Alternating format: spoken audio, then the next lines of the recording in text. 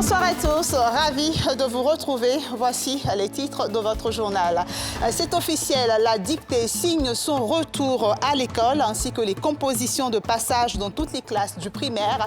Le président de la République, Alassane Ouattara, a présidé ce mercredi un conseil des ministres qui a entériné et adopté les nouvelles mesures déjà énoncées par la ministre de l'Éducation nationale et de l'alphabétisation.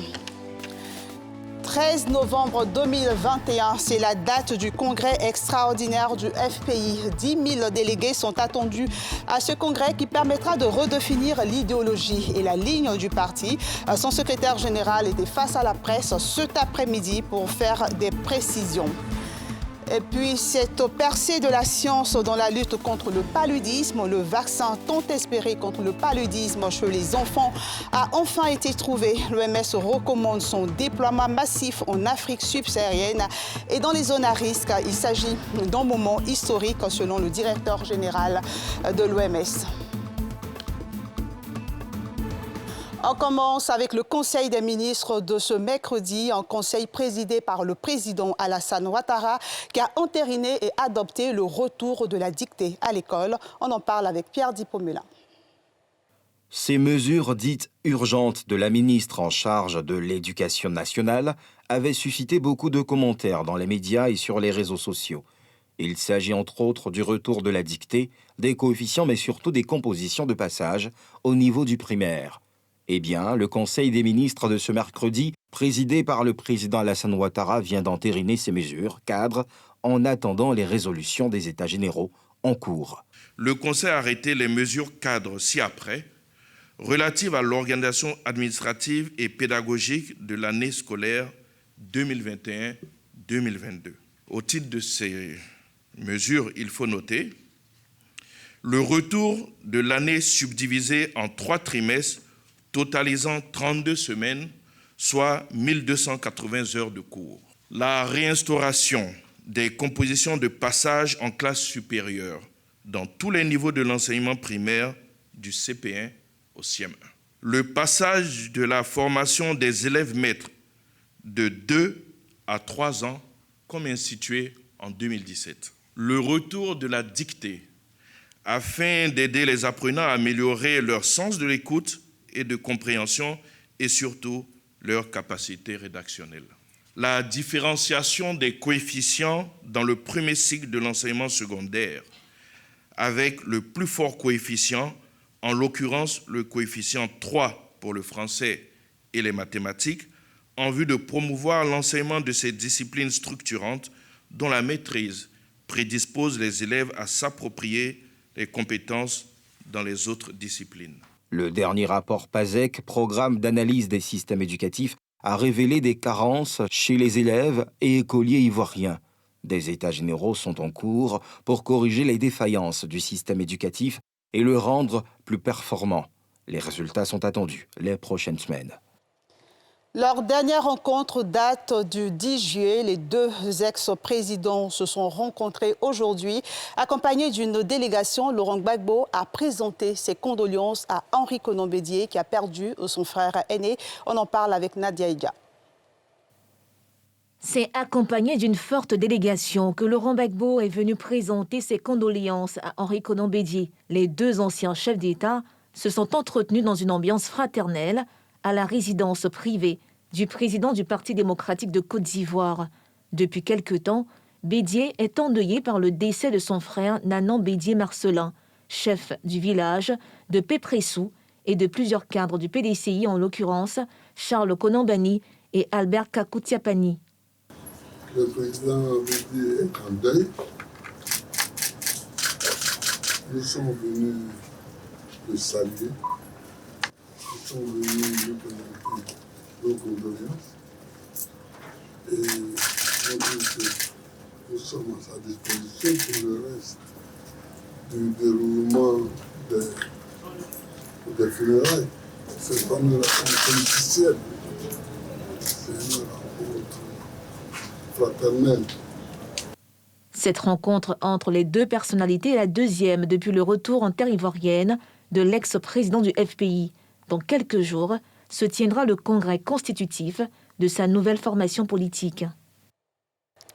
Après sa rupture avec Laurent Gbagbo, le FPI continue sa mue. Il tiendra un congrès extraordinaire le 13 novembre prochain.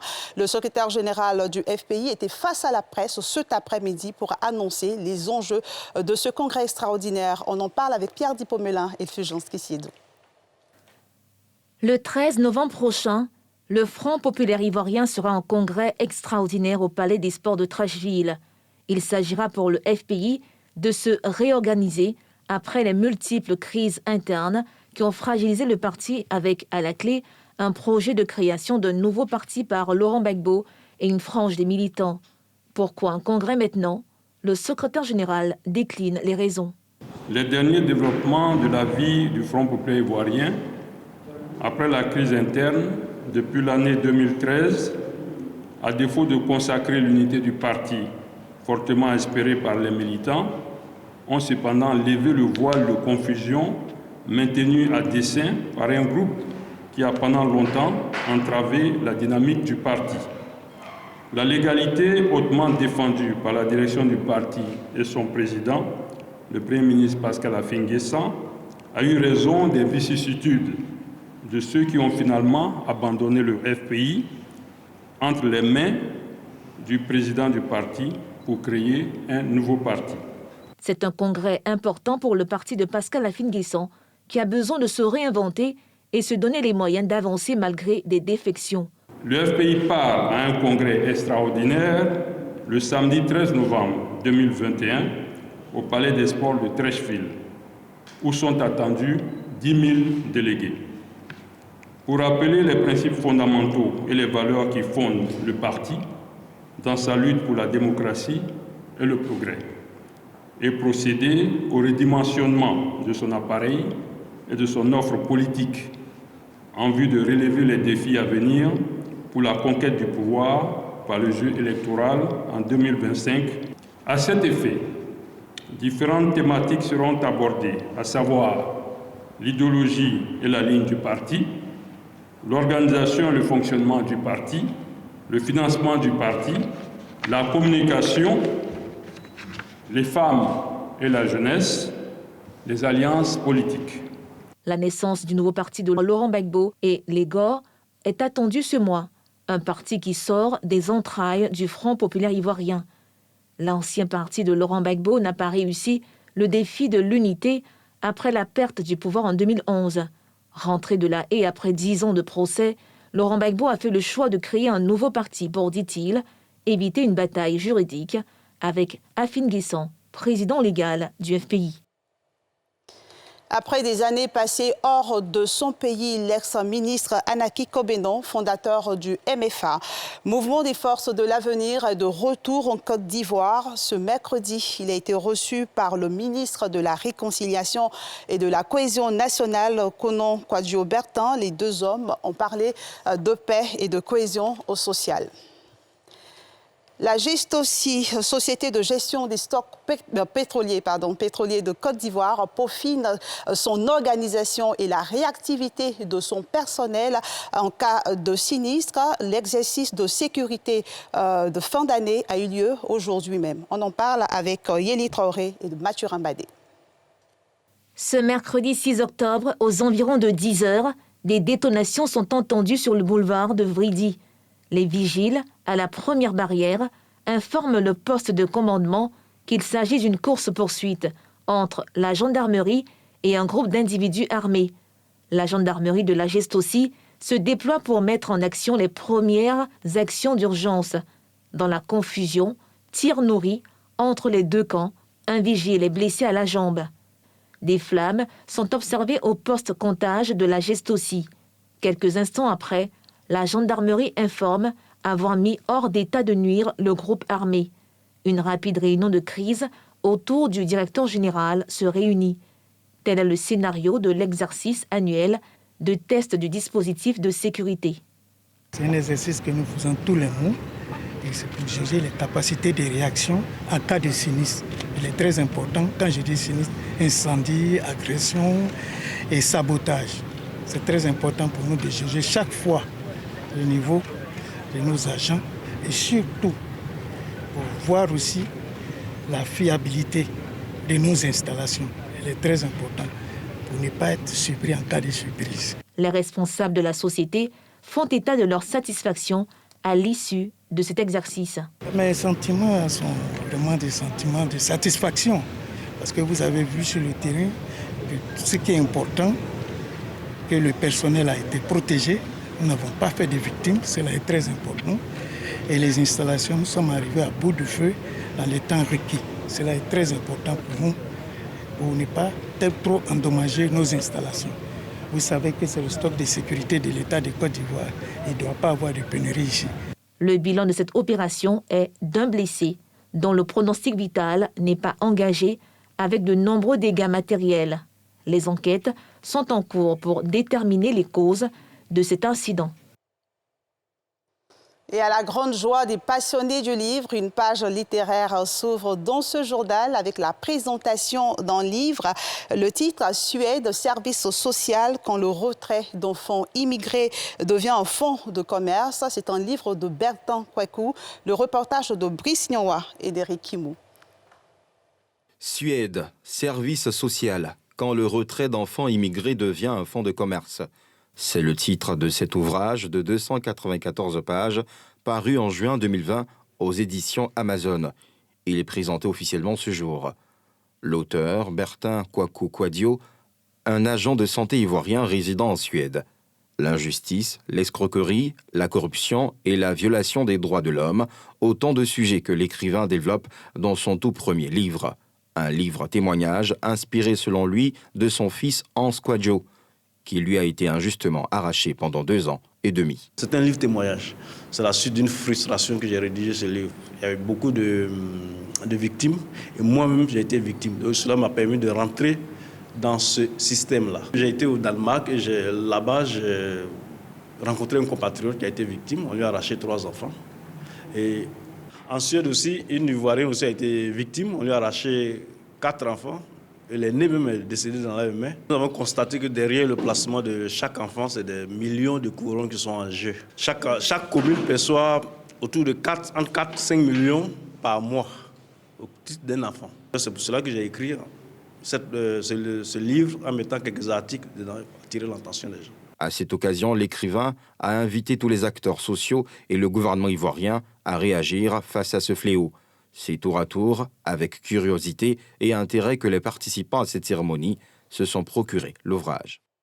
Parlons à présent de la protection de l'enfance. Des organisations privées ont reçu aujourd'hui du matériel et des vivres en appui à leurs actions pour la protection des droits de l'enfant et la lutte contre le phénomène des enfants de la rue.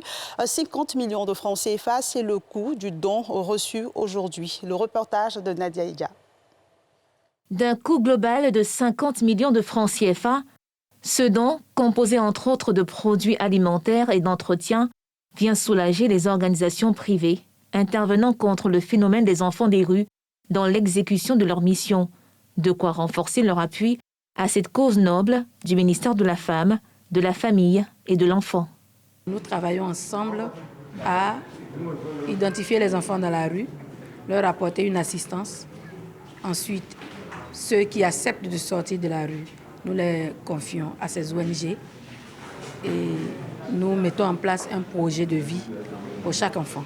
Pour nous, c'est une reconnaissance du travail que nous faisons comme partenaires de l'État pour pouvoir s'occuper des enfants vulnérables et nous nous portons garant que ces dons que nous venons de recevoir seront bien utilisés pour l'avenir de nos enfants. En plus des dons aux structures, plusieurs kits composés de vivres et non-vivres ont été offerts aux parents des ex-enfants de la rue qui ont accepté de rouvrir à nouveau les portes de la maison à leur progéniture. Il était nécessaire pour le ministère d'appuyer ces familles dans le cadre du retour de leurs enfants. Le gouvernement est à leur côté. C'est pour ça que nous avons plusieurs programmes et nous travaillons avec plusieurs ONG pour ramener ces enfants dans leur famille pour une meilleure réinsertion. Et ces enfants ont besoin de leurs parents. Des ordinateurs et imprimantes ont également été remis aux directions régionales pour adresser le problème d'absence de base de données sur le phénomène des enfants en rupture sociale. Depuis le début de la pandémie de Covid-19, plus de 2000 de ces enfants vulnérables ont été retirés de la rue. Nombre d'entre eux ont pu être réintégrés dans le système éducatif et dans les centres de formation d'apprentissage de métiers.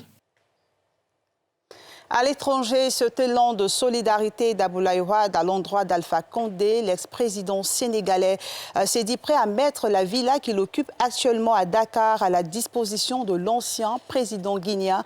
Alpha Condé renversé par un putsch le 5 septembre dernier. Si vous souhaitez à un moment ou à un autre un retrait momentané de réflexion sans vous couper de votre base, je mets à votre disposition la maison que j'occupe actuellement à Dakar, a annoncé Abdoulaye Wade dans un communiqué publié mardi par sa formation politique, le Parti démocratique sénégalais. Il précise qu'il doit libérer incessamment la villa pour retourner à sa maison familiale dont la réflexion est quasiment terminée. Abdoulaye Wade se dit convaincu que son successeur, Macky Sall, ne verra pas d'inconvénient à sa proposition. Malgré les relations tendues entre Alpha Condé et Macky Sall, la présidence sénégalaise n'a pas encore réagi à cette sortie. Et pour terminer, cette avancée notable de la science dans la lutte contre le paludisme, l'Organisation mondiale de la santé a recommandé ce mercredi le déploiement massif de ce premier vaccin contre le paludisme chez les enfants vivant en Afrique subsaharienne et dans les zones à risque. Pour le directeur général de l'OMS, c'est un moment historique. Yéli Traoré. L'OMS, Organisation mondiale de la santé, a recommandé mercredi le déploiement massif du premier vaccin antipaludique chez les enfants vivant en Afrique subsaharienne et dans les zones à risque. Ce vaccin contre le paludisme, attendu depuis longtemps, constitue une percée pour la science, la santé des enfants et la lutte contre le paludisme. L'utilisation de ce vaccin, en plus des outils existants pour prévenir le paludisme, pourrait sauver des dizaines de milliers de jeunes vies chaque année. Comme certains d'entre vous le savent, peut-être j'ai commencé ma carrière en tant que chercheur sur le paludisme. Et j'attendais avec impatience le jour où nous disposerions d'un vaccin efficace contre cette ancienne et terrible maladie. Et aujourd'hui est ce jour, un jour historique. Ce vaccin est un cadeau pour le monde entier, mais c'est en Afrique que sa valeur se fera le plus sentir. Pour l'Afrique, où le paludisme tue plus de 260 000 enfants âgés de moins de 5 ans, chaque année, ce vaccin est synonyme d'espoir, d'autant que les craintes d'une résistance du paludisme au traitement augmentent. Nous avons longtemps espéré un vaccin efficace contre le paludisme. Et pour la première fois, un tel vaccin est recommandé pour une utilisation à grande échelle. La recommandation d'aujourd'hui offre donc une lueur d'espoir pour le continent. En 2019, on estimait à 229 millions le nombre de cas de paludisme et à 409 000 le nombre de décès dus au paludisme. La région africaine de l'OMS supporte une part disproportionnée de la charge palustre mondiale. La même année, cette région a enregistré 94% des cas de paludisme et des décès dus à cette maladie. 3 pays d'Afrique subsaharienne, le Ghana, le Kenya et le Malawi, ont commencé à introduire depuis 2019 le vaccin dans des régions sélectionnées où la transmission du paludisme est sévère. 2 ans après le début de ce premier test grandeur nature au monde, 2,3 millions de doses de vaccins ont pu être administrées. Et c'est sur cette percée scientifique que prend fin ce journal. Merci de votre fidélité. N'oubliez pas de prendre soin de vous. Demain, vous retrouverez Mélina Makissi.